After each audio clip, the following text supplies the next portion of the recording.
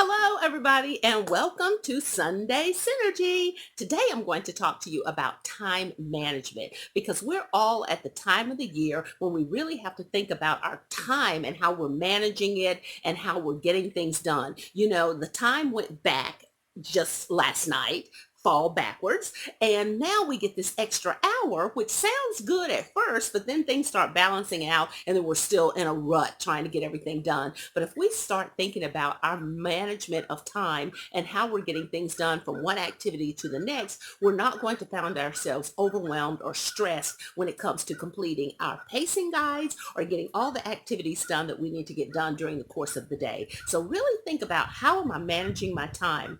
Are your transitions smooth? Do you have great transitions that will move one student to another activity, to another activity, to another activity with ease? If not, then you need to tighten up your transitions because they're going to make or break how well you manage your time in the setting. Also think about, when you're writing out your lesson plans, are they realistic? Are you including so much information and activities that you can't get them organized in the right amount of time? If that's the case, then scale back, cover what you need to cover in the curriculum, but don't overwhelm yourselves with things that you don't have to do at that moment. So really start taking a step at a time, taking a step at a time. And the more you can do that, the more you're going to find yourself breathing during the rest of this year, getting through the end of this year, because otherwise you're going to get overwhelmed.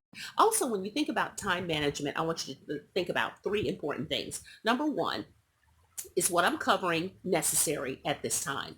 If it is not necessary at that time, then move it to another time slot, because sometimes we are so robust when it comes to what we want to cover that it's not realistic. So again, making sure, is this something I need to cover at this moment? If it is, get it done, knock it out. If it's not, then move it to another slot. The second thing I want you to think about are the students processing what you're pouring in, because if you're just finishing off things to check boxes, then your time management isn't that great because the kids are not getting what they need from the process. So making sure that your time pace is lined up with their time pace. If not, then you might want to scale back a little bit to make sure that students are getting it. Exit tickets are great ways to check and see, are they getting what you're pouring out? If they're not, then you need to revamp that and maybe look at adjusting the time around it. So that's the second thing. The third thing is breathe, because when we start looking at clocks, we start looking at time,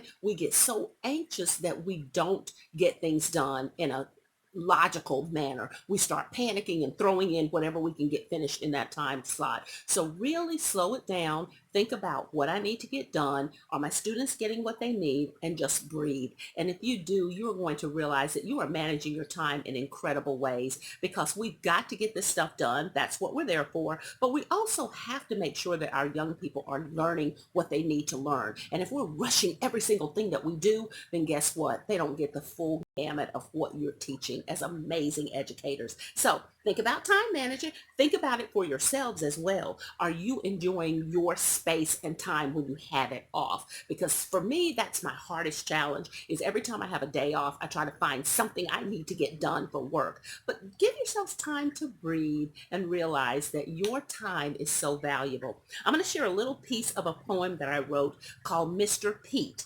And I wrote this poem because I met this gentleman, and he was an older gentleman, and he always seemed to just kind of go about his time just enjoying every moment of life. And I thought, wow, I want to be like him. But I'm still a work in progress, as many of you are as well. But I'll share a little snip of Mr. Pete from my book, Teachers Need Tugging To. Mr. Pete held his watch in an upside down position, and every time I saw the man, he was always on a mission.